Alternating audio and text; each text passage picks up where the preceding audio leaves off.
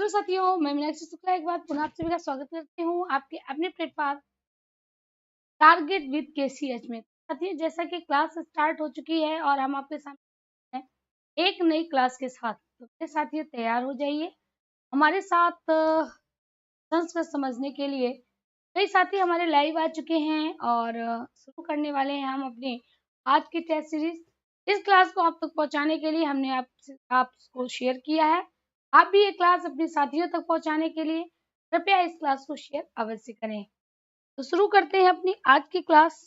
और आज की क्लास का पहला प्रश्न आने से पहले आपको ये पढ़ना होगा, ये स्टेंजा समझ के और आगे वाले प्रश्नों का आंसर देना होगा। क्या कहता है? कहता है न चोर हर्यम, चोर हर नहीं सकता, चुरा नहीं सकता, है ना। न भात न राज्य हर्यम, न राजा इसको हर सकता है। न भात्र भाज्यम, न भाई बांट सकती है। न चा भारकारी, और न आपकी पत्नी आपसे ले सकती है ना। भार्या, पत्नी को भार्या कहते हैं ना। कहते हैं व्यय कृते वर्धते एवं नित्य, यानी अगर बढ़ाने की बात कही जाए तो खर्च करने पर ये नित्य प्रति बढ़ती है। विद्या धनम सर्व धनम प्रधानम, विद्या धन ही सभी धनों में प्रधान है। यानी विद्या धन ऐसा है, न चोर ले सकता है, न राजा छीन सकता है, न भाई बांट सकता है, न पत्नी ले सकती है हाँ। और जितना आप उसको खर्च करोगे वह उतनी ही बढ़ती चली जाएगी। विद्या धनम सर्व धनम प्रधानम, विद्या धन सभी धनों में प्रधान है। विद्या धन सभी धनों में प्रधान है।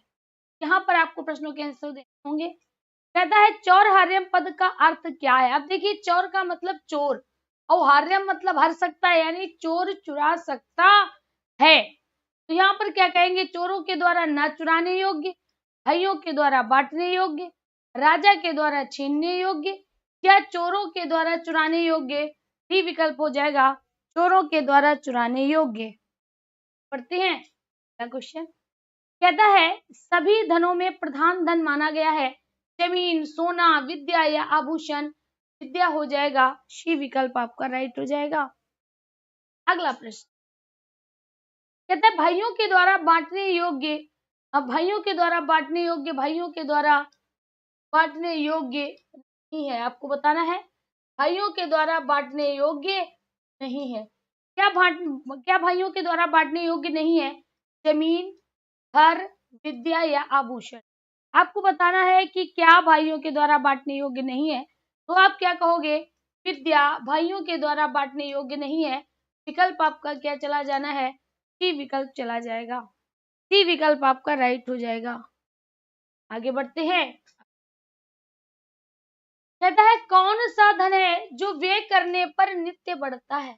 आपको बताना है ऐसा कौन सा धन है जिसको अगर खर्च करो तो बढ़ेगा। आपको बताना है विद्या धन, सोना चांदी, रुपया पैसा या जमीन जायदाद। तो क्या हो जाएगा?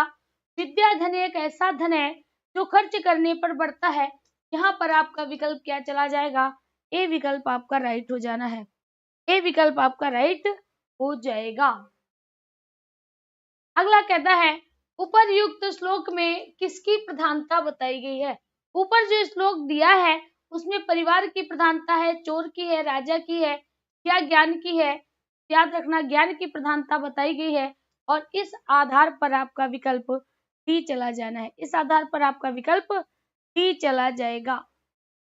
अगला प्रश्न कहता है गच्छेयु रूप का लकार है विधिलिंग का, लिट का, लोट का या लट का। तो देखिएगा यहाँ पर कहता है गच्छेयु। क्या कहता है? गच्छेयु। तो गच्छ के रूप आपको पता होना चाहिए। जो अगर हम बात करें, लट आएगा नहीं क्योंकि लट में तीता अंत सीता था, आमियावा आमा होगा। अब अगर लट नहीं है तो लिट भी नहीं होगा।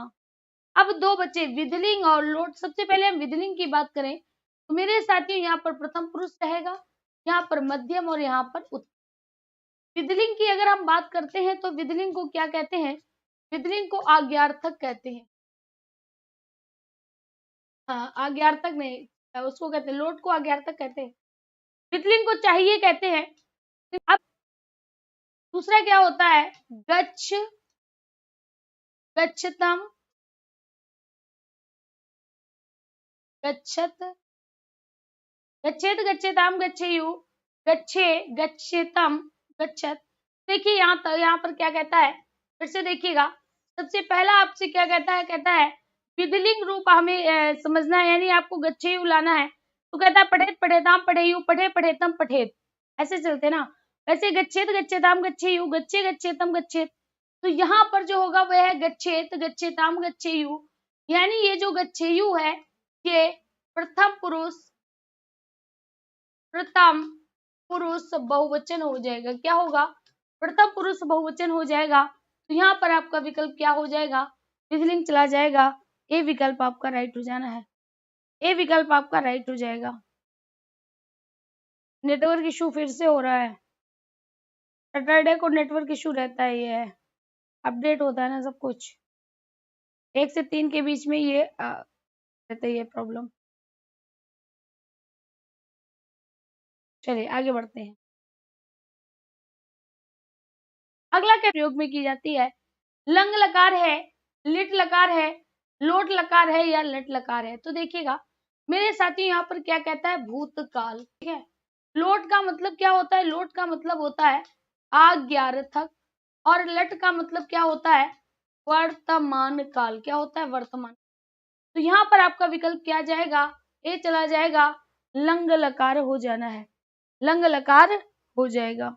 ठीक है, अगला क्वेश्चन कहता है तत् शब्द स्त्रीलिंग का चतुर्थी एक वचन हो जाएगा। क्या कहता है, तत् शब्द का स्त्रीलिंग चतुर्थी एक वचन, स्त्रीलिंग चतुर्थी एक वचन का पूछ रहा है। तो देखिएगा तत् अगर स्त्रीलिंग पूछा है तो क्या होगा, सा से इसके रूप चलेंगे। क्या चलेंगे, सा से इसके रूप चलेंगे। ध्यान दीजिएगा सभी लोग, ता ते ता, क्या होगा, ता ते ता, ताम ते ता। देखिएगा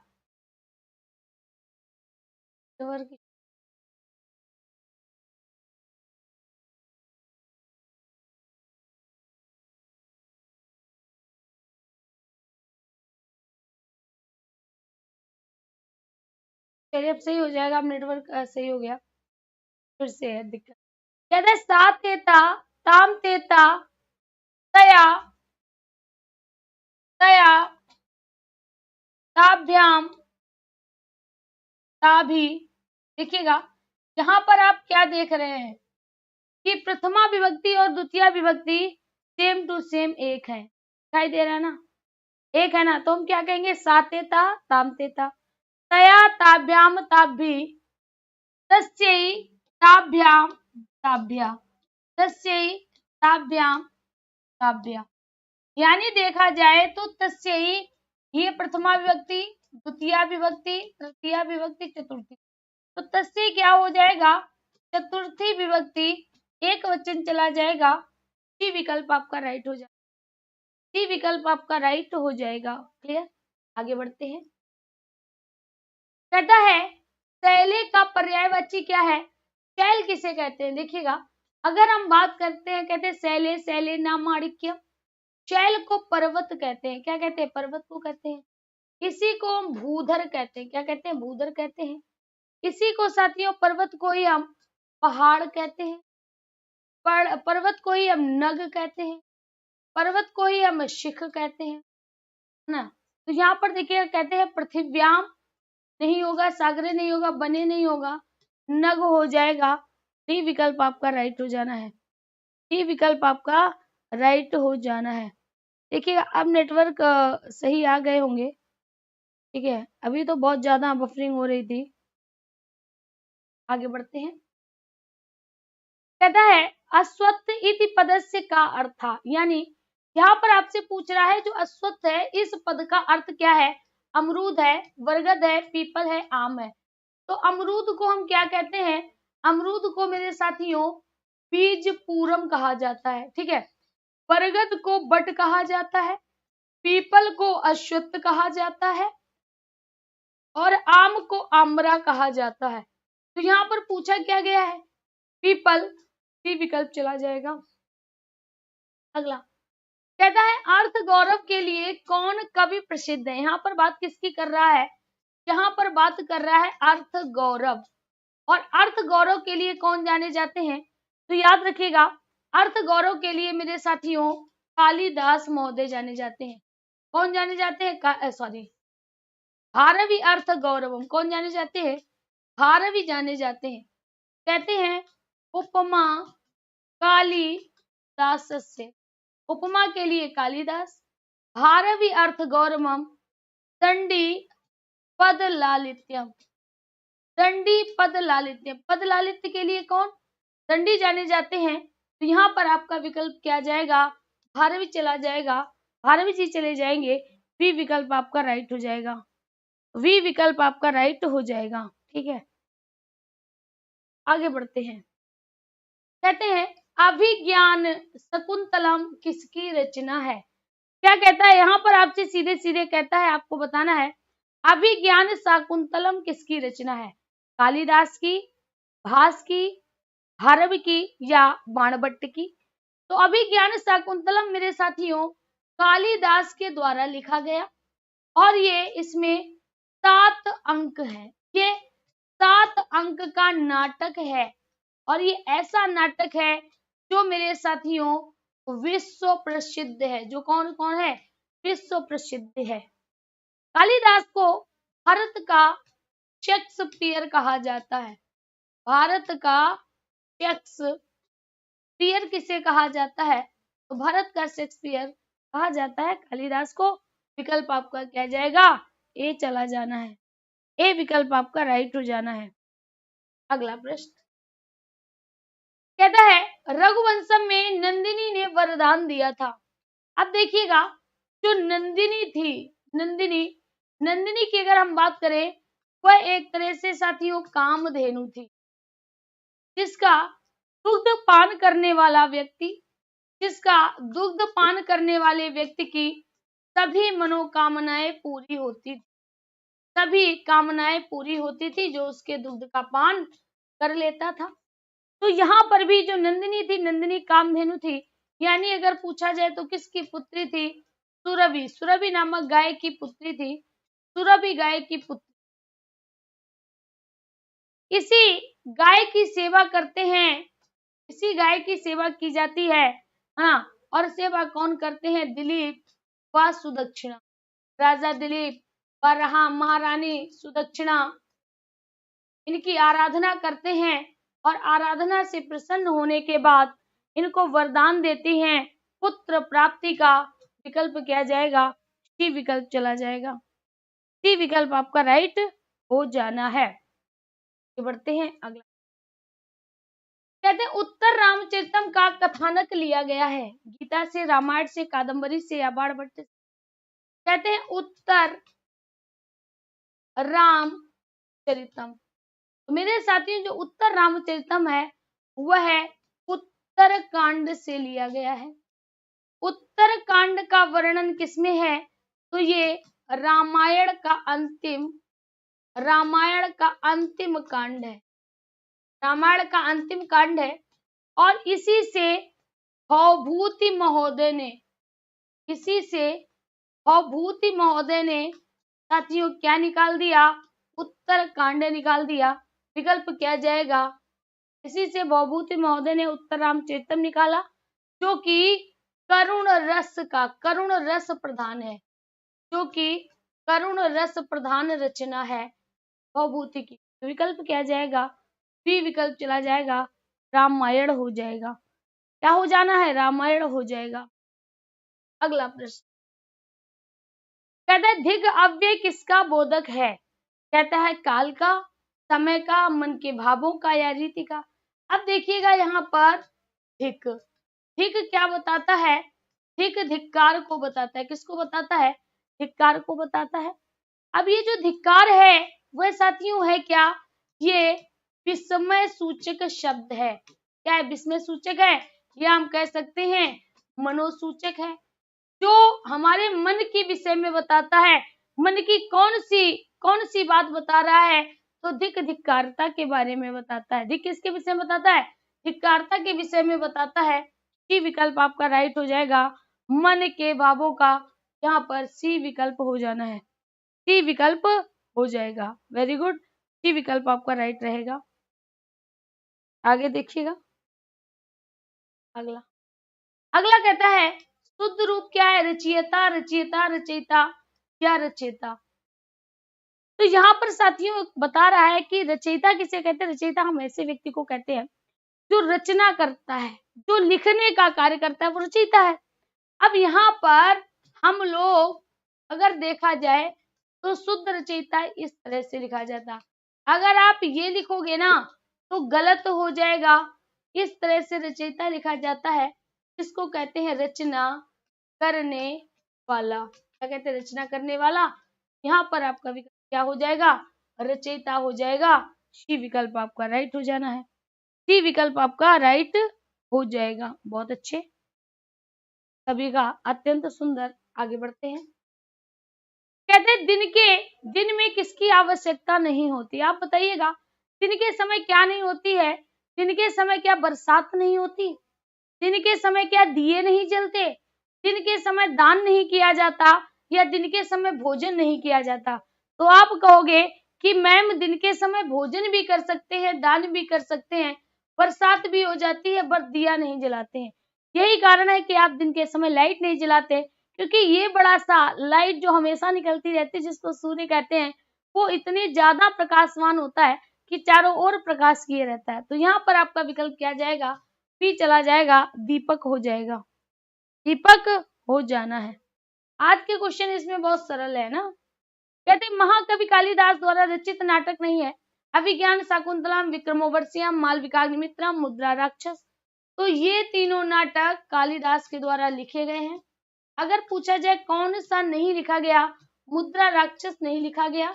मुद्रा राक्षस मेरे साथियों विशाख दत्त के द्वारा लिखा गया। विकल्प क्या जाएगा? अगला क्वेश्चन कहता है 1 अरब को संस्कृत में क्या कहते हैं? 1 कोटि का मतलब 1 करोड़, 1 लक्षम का मतलब 1 लाख, 1 न्यूनतम का मतलब क्या होगा? 1 न्यूनतम का, देखिए न्यूनतम और प्रियतम ये दोनों संख्याएं आप याद रखिएगा 10 में चलती हैं, है ना। अगर पूछा जाए आयुतम या न्यूनतम, ये 10 में चलती हैं, 10,000, 10 लाख, ठीक है। तो यहाँ पर आपका विकल्प क्या हो जाएगा? अर्बुदम हो जाएगा। अर्बुदम का मतलब होता है अरब। कितने अरब? 1 अरब हो जाना है। यहाँ पर आपका विकल्प क्या जाएगा? डी विकल्प चला जाएगा, डी विकल्प हो जाना है। अगला क्वेश्चन क्या कहता है? कहता है यत्र नार्यस्तु पूज्यन्ते, यत्र जहां, नार्यस्तु मतलब नारी की, पूज्यन्ते मतलब पूजा होती है, जहां नारी की पूजा होती है, रमनते तत्र देवता, रमनते मतलब रम जाते हैं, अच्छा लगता है, तत्र मतलब वहां, देवता मतलब देवता, वहां देवताओं को अच्छा लगता है। कहता है इस ग्रंथ से उद्धृत, किस ग्रंथ से उद्धृत है? गीता से, मनुस्मृति से, नीति शतक से या विदुर नीति से? तो यहाँ पर आपका विकल्प क्या जाएगा? मनुस्मृति से लिया गया है। और ये साथियों इसके लेखक कौन है? मनु है। कौन है? मनु है, ठीक है। अगला क्वेश्चन देखिएगा क्या कहता है? कहता है 26 को संस्कृत में क्या कहेंगे? अब देखिए यहाँ पर हमने लिखा 26, 26 का मतलब क्या है? 6 + 20, 6 को क्या कहते हैं? 60, और 20 को क्या कहते हैं? 65। दोनों को अगर हम मिला देंगे तो टा जो है वो तीसरे वर्ण में बदल जाएगा, क्या हो जाएगा? षड्विंशति हो जाएगा। क्या हो जाएगा? षड्विंशति हो जाएगा। विकल्प आपका क्या जाना है?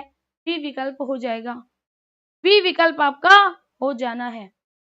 आगे बढ़ते हैं, अगला क्वेश्चन कहता है संरक्षेद में धातु है। क्या कहता है? संरक्षेद में धातु है। अब देखिएगा यहाँ पर सम, धन, रक्षेद, ये तो बच्चा। अब आपको बताना है कि इसमें धातु क्या है। क्वेश्चन नंबर के साथ डालना है, 22वें प्रश्न का आंसर देना है। फटाफट बताइएगा और उसी का आंसर बोला जाएगा जिसका विद ऑप्शन होगा। स्नेहा जी का सबसे पहले आया है, स्नेहा जी कहती है सी हो जाएगा, पल्लवी जी कहती है सी होगा, किरण कहती है सी हो जाएगा, है ना। और स्नेहा निषाद भी, शीला निषाद भी कहती है सी होगा। आद्या बुद्ध 27वां क्वेश्चन कहाँ है बिटिया? 27वां क्वेश्चन कहाँ है? जिया राणा कहती है 22 का सी होगा। चलिए देखिएगा यहाँ पर क्या कहता है। अरे भाई, अब जिन लोगों ने सी बताया एक बात बताओ लिखा क्या है, एक बार क्वेश्चन पढ़ लो, क्वेश्चन पढ़ लो सभी लोग। ऐसा लगता है जैसे नहीं आप सभी को शिवरात्रि की भांग पिला दी गई हो, है ना, ऐसे आप लोग आंसर दे रहे हैं। अरे क्वेश्चन ही नहीं पढ़ा, आंसर दे दिया। कहते हैं संरक्षेद में धातु, धातु पूछ रहा है, धातु है, धातु कौन सी है, रक्ष हो जाएगी। डी विकल्प आपका राइट हो जाएगा, डी विकल्प आपका राइट हो जाएगा। ठीक है, अगला कहता है हता में प्रत्यय कौन सा है, हता में प्रत्यय कौन सा है, तो क्या लिखा है हता। हता की बात करें तो याद रखिएगा हरा हमारी धातु है और अक्ता प्रत्यय है। जब अक्ता प्रत्यय जोड़ा जाएगा तो ता ता तम हो जाना है, क्या हो जाना है, ता तम हो जाएगा। तो यहाँ पर आपका विकल्प क्या जाएगा, ए चला जाएगा, हरा प्लस अक्ता हो जाएगा, हरा प्लस अक्ता हो जाएगा। नवनीत अगर तुम इतना खुश होकर अगर सही से ध्यान देके तो सही है, हंसते बहुत हो।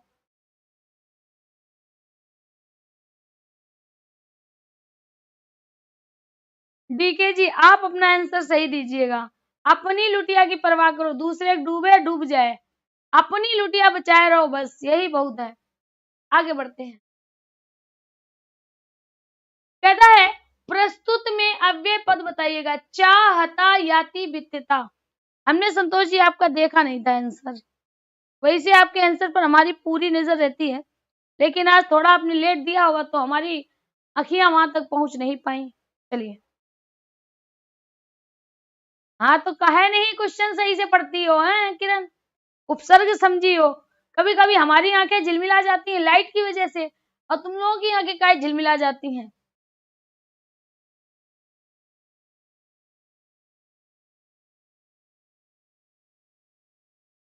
कोई बात नहीं। चलिए यहाँ पर देखिए कहता है प्रस्तुत में अव्यय पद कौन सा है। अब देखिएगा अव्यय हमेशा क्या होता है, अव्यय किसमें किसमें होता है, पहले आप ये याद रखना कि अव्यय किसमें नहीं होगा, अव्यय किसमें नहीं होगा, संज्ञा में तो कभी ना होगा, सर्वनाम में नहीं होगा, ठीक है, क्रिया में नहीं होगा और विशेषण में नहीं होगा, बाकी सभी में होगा। तो वित्तता, वित्तित वित्तित वित्त मतलब क्या कहते हैं, वित्त मतलब कहते हैं धन को, वित्त किसे कहते हैं, धन को। धन में क्या होगा, संज्ञा हो जाएगी, ठीक है। याति का मतलब क्या होता है, आती, तो इसमें क्या हो जाएगा, क्रिया हो जाएगा, यानी इसमें भी नहीं होगा। कहते हैं हरता, हरा, हरा मतलब क्या होता है, नष्ट होना या हरण होना, हरण होना, ये भी क्या हो जाएगी, क्रिया हो जाएगी, इसमें भी नहीं होगा।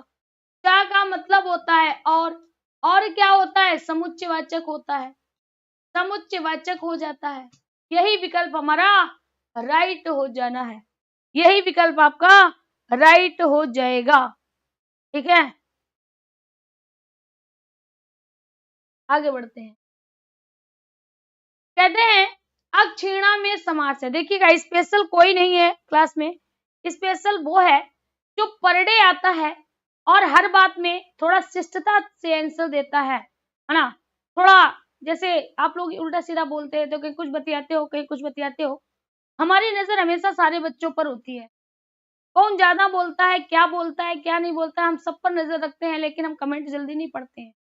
तो वो हमारे लिए हर स्टूडेंट विशेष है जो कायदे से पढ़ता है, पर डे आता है, सही से बात करता है, वो सारे विशेष हैं। रोहिणी जी, ठीक है, आई थिंक आप पहली बार आई हैं हमारे चैनल पर, विजिट कर रही हैं, ठीक है, इसीलिए आप ये सब बातें कर रही हैं। चलिए यहाँ पर देखिए कहता है अक्षीणा में समास, तो देखिएगा सबसे पहले क्या होता है, आधन छीणा। अब आधन छीणा लिखा है, यानी देखिएगा यहाँ पर दो चीजें याद रखिएगा, आ और अन, ये अगर दो शब्द आए हैं तो आपका क्या हो जाएगा, नंच। नंच का अर्थ होता है नहीं, ठीक है, याद रखना। आ हमेशा व्यंजन से पहले आ आएगा, और जो अन होगा वह हमेशा स्वर से पहले आएगा, जिसका अर्थ अगर हम कहें कि इसका समास विग्रह क्या होगा, न छीणा, क्या हो जाएगा, न छीणा, क्या हो जाएगा, नंच तत्पुरुष हो जाएगा, विकल्प आपका जाएगा, विकल्प आपका दी जाएगा।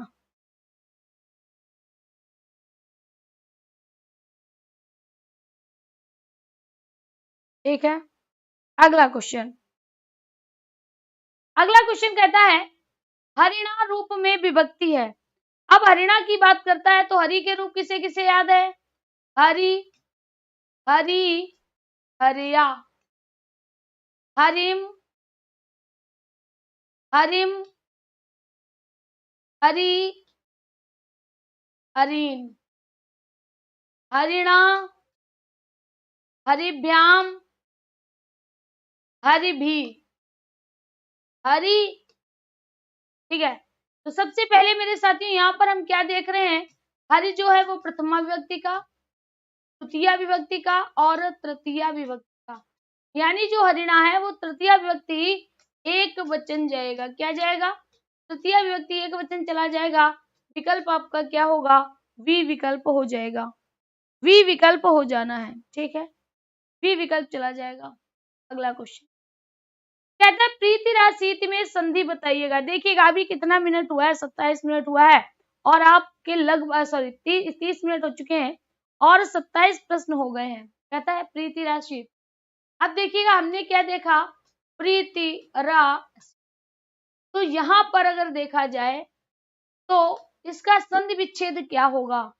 प्रीति धनाशित तो होगा नहीं क्योंकि ई और आ मिलकर या बन जाता है, तो प्रीत्याशीत हो जाएगा, यानी ये गलत है। जब विसर्ग किसी स्वर से मिलते तो ये किस में बदलेगी? रा में, यानी ये किस में बदल जाएगी? रा में, आ का ये हो जाएगा। तो प्रीति रा शीत किस में हो जाएगा? देखिएगा अगर देखें तो प्रीति रा शीत, तो विकल्प क्या हो जाएगा? विकल्प साथियों बी चला जाएगा। विकल्प क्या हो जाएगा? बी विकल्प हो जाएगा। ठीक है, क्या हो जाता है? वी विकल्प हो जाएगा। प्रीति धनाशीत क्या हो जाता है? प्रीति राशीत हो जाता है। प्रीति राशीत हो जाता है। ठीक है, आगे बढ़ते हैं। कहता है प्राचीनतम प्रत्यय से जुड़ा शब्दांश है। जल्दी से बताइएगा फटाफट। प्राचीनतम हमने क्या लिखा? हमने आपके लिए लिखा है प्राचीनतम। ठीक है, अब प्राचीनतम देखा जाए तो प्राचीन के साथ तम लगा हुआ है, यानी जो प्राचीन है वह हमारा शब्द है, और जो तम है यानी तम की बात करें तो तमप क्या है? तमप प्रत्यय है। तमप क्या है? प्रत्यय है। तमप हमारा क्या है? प्रत्यय है। चलिए ठीक है, तमप क्या है? प्रत्यय है। अब ध्यान से आप सभी लोग देखिएगा, और ये फिर से आप सभी का गलत हो गया। देखिएगा हमने आपसे क्या पूछा? हमने आपसे पूछा प्राचीनतम में प्रत्यय, अगर प्रत्यय पूछा जाता तो तमप होता है ना। हमने पूछा से जुड़ा शब्दांश क्या है? जब तमप प्रत्यय जोड़ा गया तो कौन सा शब्दांश जुड़ा? भैया तम शब्दांश जुड़ा है। विकल्प आपका क्या जाएगा? डी विकल्प चला जाएगा। डी विकल्प चला जाएगा। आज हम बहुत प्रश्न एकदम एक दो लेके आए थे, हमने सोच रखा था कि इन दोनों में आपको फंसाएंगे जरूर। जो कहते हैं ना कि हमारी संस्कृत तैयार हो गई, अरे भाई वो तो हमारे गिने चुने प्रश्न है जो हम लेके आते हैं, वो आपके तैयार है। अगर ऐसे ऐसे हम क्वेश्चन थोड़ा घुमा दें तो आप तो बिल्कुल ही घूम जाएंगे और आते हुए क्वेश्चन गलत करेंगे। आते हुए क्वेश्चन गलत करेंगे। खूब आ रहा है फिर भी क्वेश्चन गलत हो रहा है, क्यों? Over confidence. आगे बढ़ते हैं। कहता है जननी का पर्यायवाची नहीं है। जननी का पर्यायवाची क्या नहीं है? कहते हैं धात्री है, माता है। अब अगला कहता है जन्मदात्री और बनिता। जन्मदात्री और बनिता, तो यहाँ पर साथियों जन्मदात्री भी है, बनिता नहीं है। बनिता की बात करें, स्त्री की बात करें, है ना, स्त्री की बात करें, और बनिता, बनिता किसे कहते हैं? स्त्री को कहते हैं। महिला की बात करें, कांता की बात करें, वाणी की बात करें, तो ये किसको कहते हैं? ये साथियों स्त्री को कहा जाता है। किसको कहा जाता है? स्त्री को कहा जाता है ना। तो यहाँ पर आपका विकल्प क्या हो जाएगा? विकल्प मेरे साथियों डी चला जाएगा। अगला क्वेश्चन कहता है सा चौरात विभेद में चौरात पद में विभक्ति है। जल्दी से बताइएगा। कहता है सा मतलब वह, चौरात मतलब चोर से, चौरात मतलब चोर से क्या कर रहा है, विभेति, विभेति का मतलब क्या है, भय, विभेति का मतलब डर या भय। तो सा मतलब वह, चौरात मतलब चोर से, विभेति मतलब डरता है।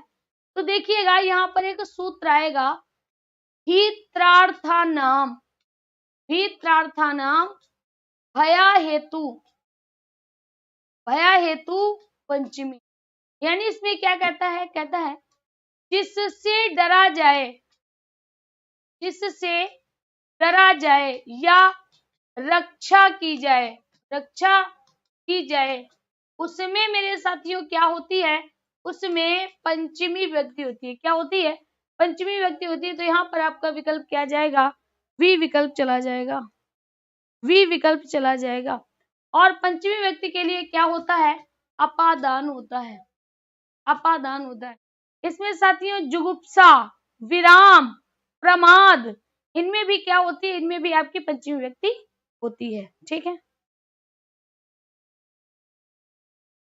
हाँ, भय के योग में पंचमी होती है। भित्र यानी दो शब्द हैं, देखिएगा यहाँ पर, भित्र, भित्र और अर्थना, भित्र त्राण भय, ठीक है, इनमें क्या होती है, पंचमी विभक्ति। तो आज की क्लास में प्रश्नों की श्रृंखला यहीं तक थी। मिलते हैं कल फिर से इसी समय इसी चैनल पर एक और नई क्लास के साथ। तब तक के लिए मुझे दीजिए इजाजत, धन्यवाद। आज की क्लास अगर आपको अच्छी लगी है लाइक एंड शेयर अवश्य करें। जरा एक बार लाइक की तरफ, जो लोग हमारे बहुत ज्यादा कंजूस है, एक बार लाइक की तरफ देख ले। और हाँ, जिसने नहीं किया है वो कर दे लाइक और शेयर। Thank you.